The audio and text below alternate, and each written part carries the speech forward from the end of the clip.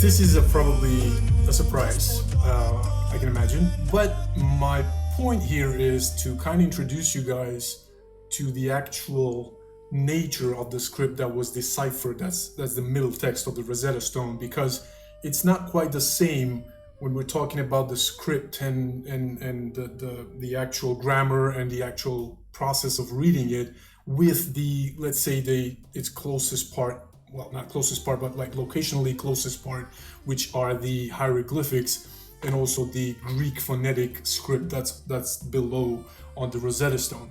So I figured if I give you this, it will be better. It will illustrate how I'm actually reading the text when I read the text, if that makes sense. So without further ado, let me show you the actual work that was done by the two Macedonian academics, Aristotle Tentov and Tome Boshevski. Now, they have passed away, unfortunately. Their work still remains and will be studied more and more, because what we're talking about here, guys, is a groundbreaking discovery, a discovery of a century, really. It is the equivalent of discovering the Egyptian hieroglyphics and the way we can understand those. And mind you, Champollion, he did discover them, and he did discover the actual method of reading, but it wasn't accepted until like maybe 30 or more years after he died, which is mind-boggling. I mean, I guess it's not that mind-boggling given the fact that there are a lot of gatekeepers in the academia nowadays, and in the past, of course. So without further ado, y'all, let me just show you. This is the actual work of the now passed away Macedonian academics. And mind you, one of them was an academic specialized in nuclear science, and the other one was an academic specialized in defense of computer systems. So we're not talking about some illiterate, not serious bunch of low-life people that are biased. They tried to keep this as objective as possible, following the scientific method, as I've mentioned that in my previous video. So the actual revealing the results work is called Tracing the Script and the Language of the Ancient Macedonians by Tome Boshevski, the nuclear scientist, and Aristotle Tentov, the engineer specialized in defense of computer systems. So this work is done in 2005, if I'm not mistaken here.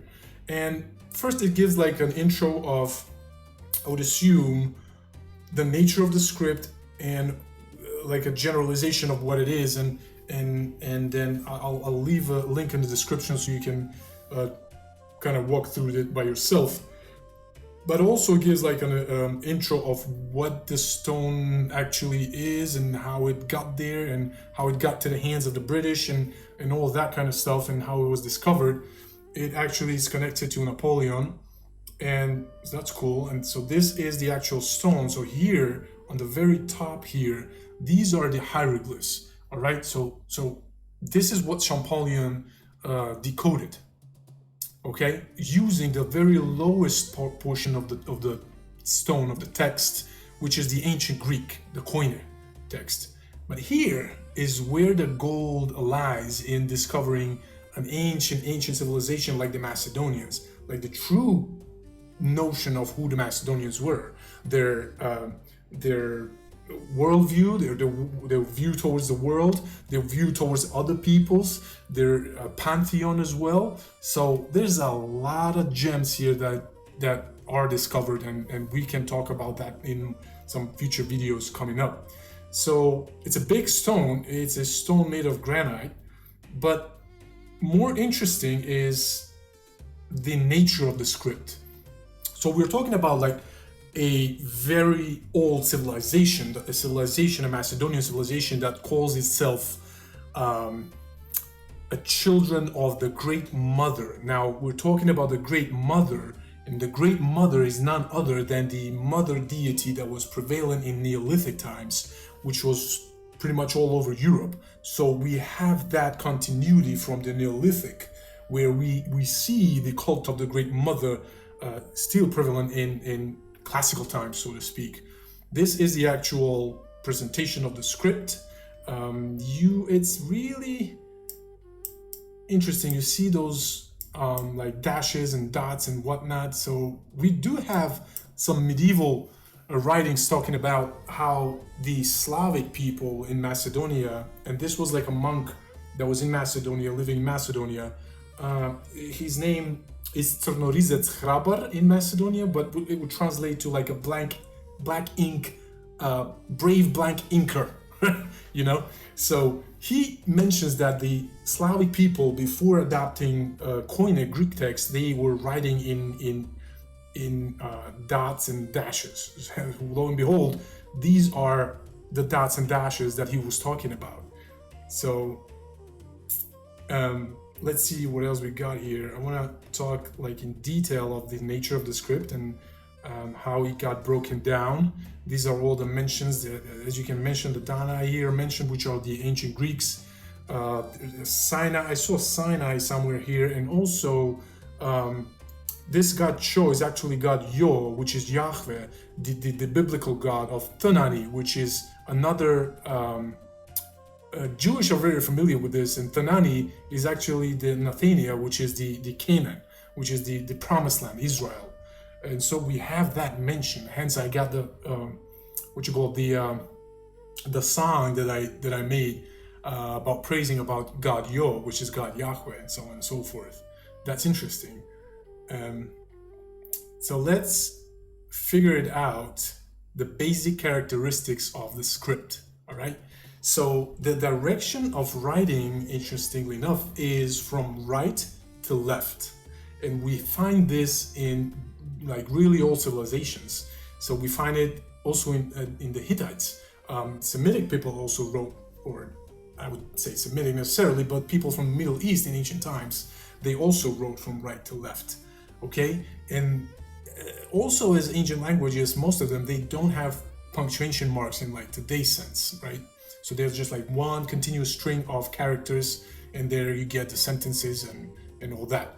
And also there are no capital letters because there are no letters here, because there are signs, and those signs actually carry a consonant, but not only a consonant, depending on the rotation of that consonant, you would get the different vowel attached to them, to the consonant. And so here we go. So we have some symbols here. As I mentioned, this is one symbol, this is another symbol, and when you see this, for example, this is also another symbol right here. So when you see this symbol in this position, for example, this symbol carries the consonant Y, right? So if this symbol is in this position, you would attach a certain vowel to it. But if you find this symbol in this position, right, clockwise, turned clockwise, then you would attach a different vowel to it. And this was just brilliant. How did they discover this, right? Because, and it's objective, because the results are reproducible based on not changing the rules that were discovered. That gives us the objectivity of the results. So, as I mentioned, these are just one of the examples of the very same characters used even up till medieval times, and even past medieval times in southern Italy, I believe. So this script wasn't necessarily Macedonian per se specific or native. It was a script that was widely used in the ancient world. You have this script in the Middle East, you have this script in Africa, you have this script, as I mentioned, as you can see here, in Europe as well. But, needless to say, the runic letters, which are the what you call the Nordic letters, they also have this same letters, the same symbols. Now, they may not necessarily be like read in the same way as the Macedonians read it. Just as like I'm not going to read the same way in Macedonian Latin and in Germanic Latin, you know what I mean? But the very same script was there. So this isn't something not like out of the blue and just discovered like and invented pretty much. It's not. It cannot be. These are different like categories of symbols that were discovered. So you had the what you call the symmetric, the asymmetric, and different categories have different number of positions that they can be in. and the number of different type of rotations that they can do, right? For example, this one cannot be other than if it goes down to the left or the right and up, right? You don't have the slightly tilted symbol of this particular one, for example. It's really mind-blowing when you take into consideration the effort they took, the effort the Macedonian academics took to make this as objective as possible. So they did follow the scientific method where they rigorously stick to that scientific method. They tested each other out. The results were always reproducible. What's more interesting, the results were always in the socio-religious context of the very era that stone was built.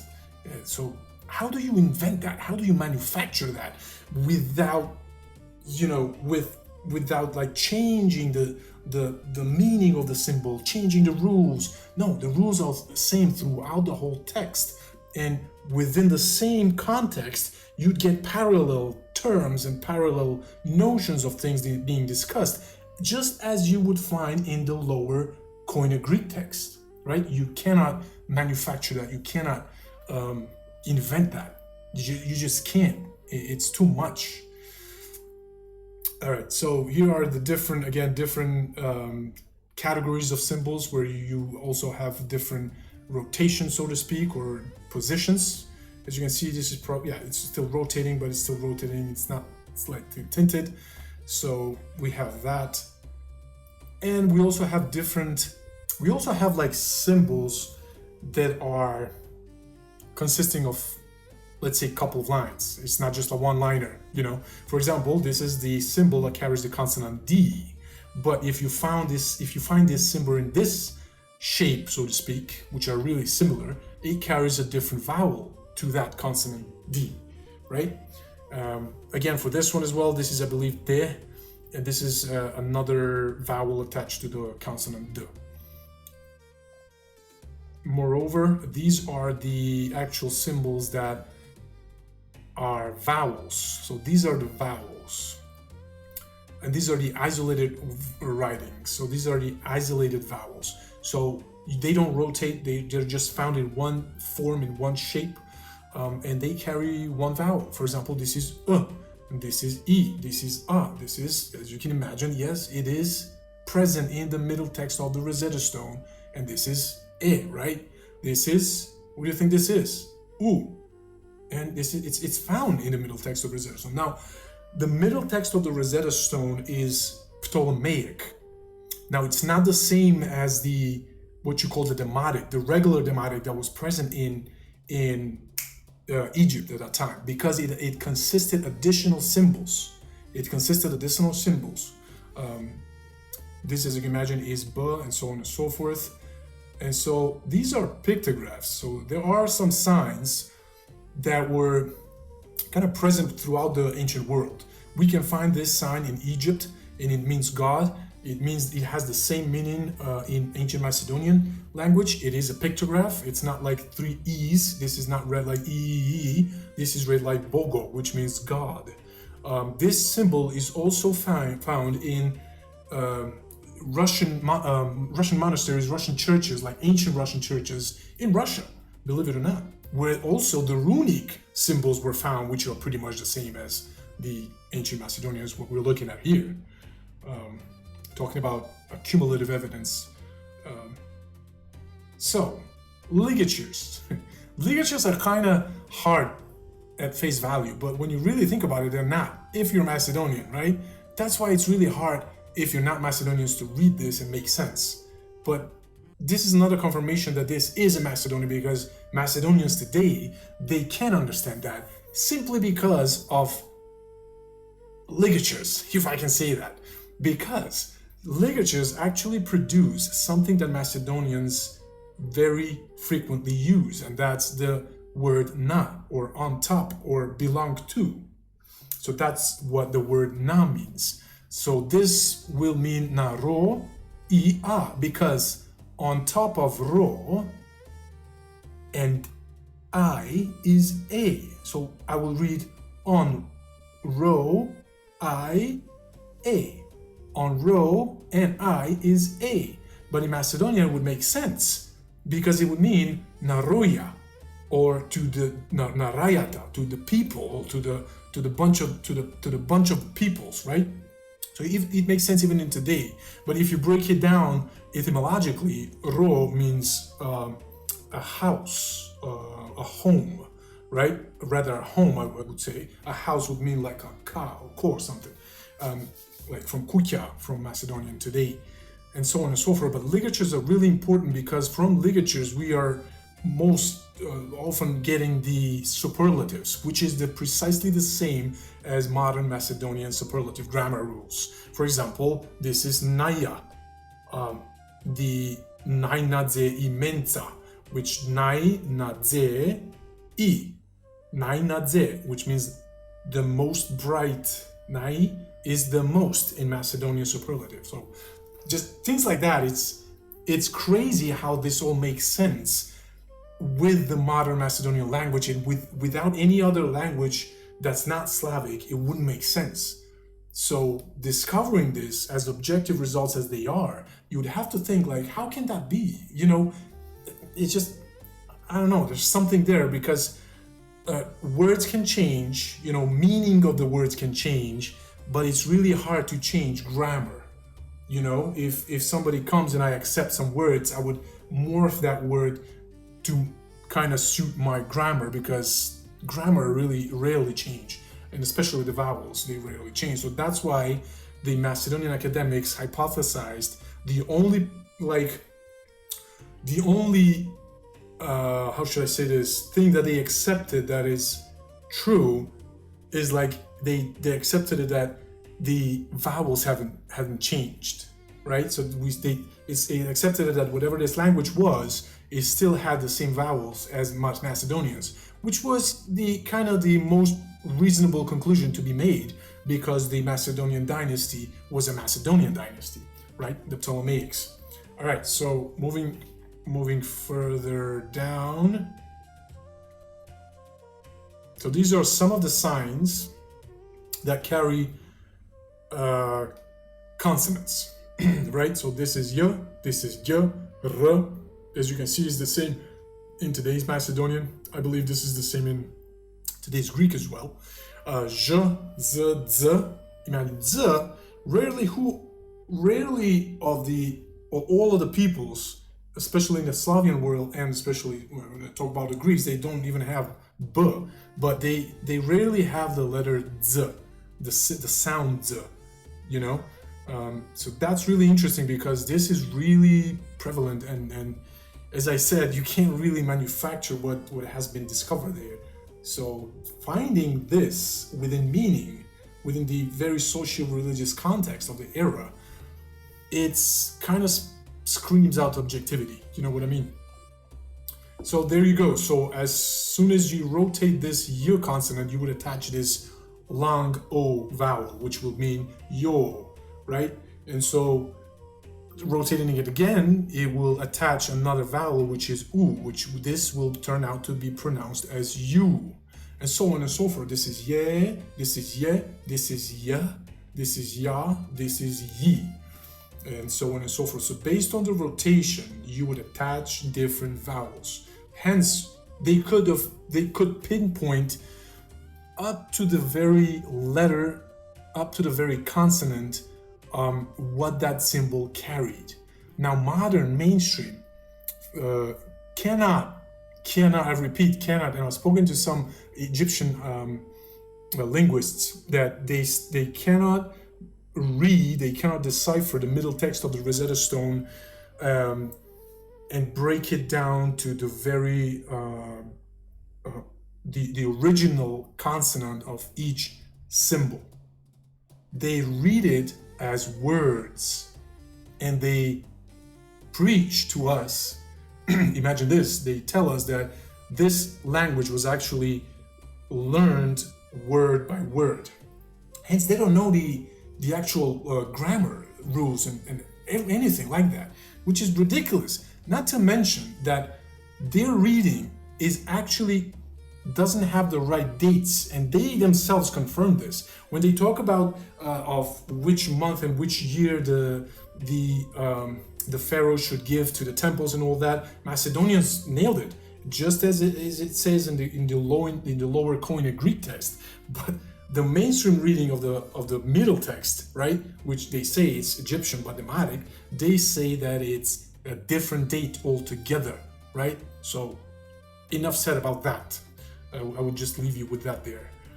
This is another example. So these are the tables that were created by the two Macedonian academics after they've categorized and wired after they categorized and wired the symbols for sounds. So here we have, this is the Cyrillic counterparts.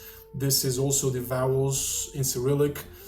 And so, as I said, you find this symbol that carries the consonant T, when you rotate this into this position, you would get T and longer O, which is to, and so on and so forth. It's not that complicated, right? It really is not. These are the different categories of symbols that don't rotate to all position, like 8 position I think the other ones had, but these have 4. So things like that.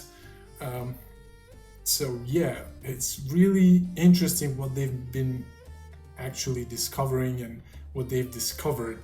It's mind-blowing.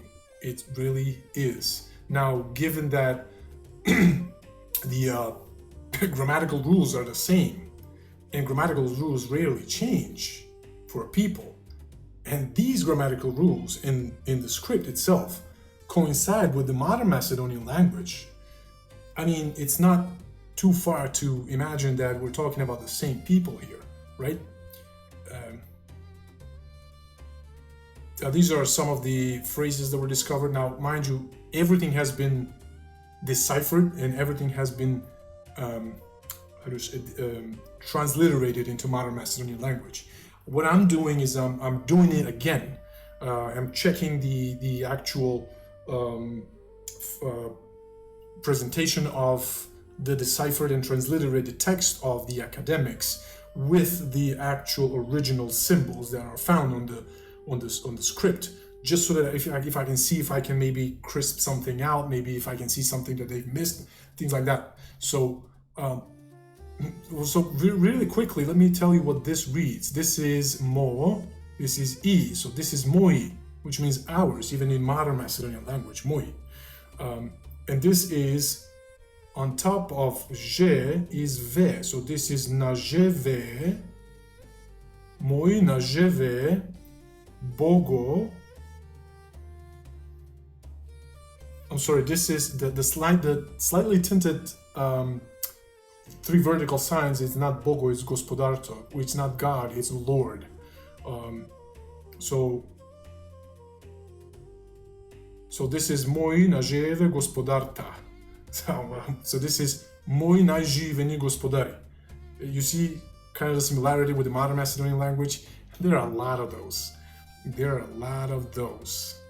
Which makes me really excited to continually, research this kind of stuff. Yeah, so these are some of the phrases again of what has been discovered and whatnot, which I cover in one of my videos. So I plan to do more videos like this where I can show you how I'm actually making the transliteration. So I can walk you through that, so that maybe one day you can do that by yourself as well. Because hey man, I do need help. It takes me a little bit of cognitive bandwidth, so that I can, especially after work, man. My work involves being engaged with my mind most of the time. So I'm kind of coming home drained most of the time. But anyway, hopefully you will like this, and maybe one day you can help me out, do this together. Maybe we can combine some findings. I do want to say one thing.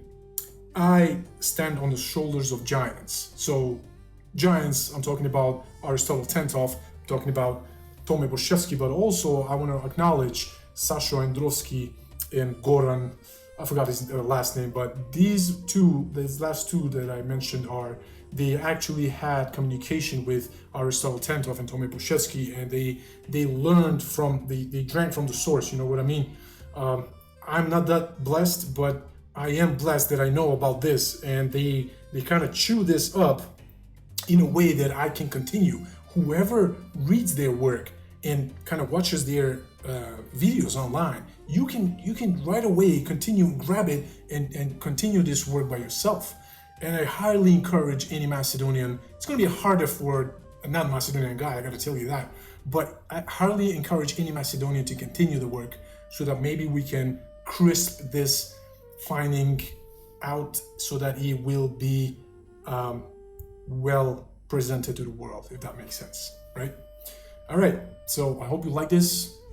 See you next time.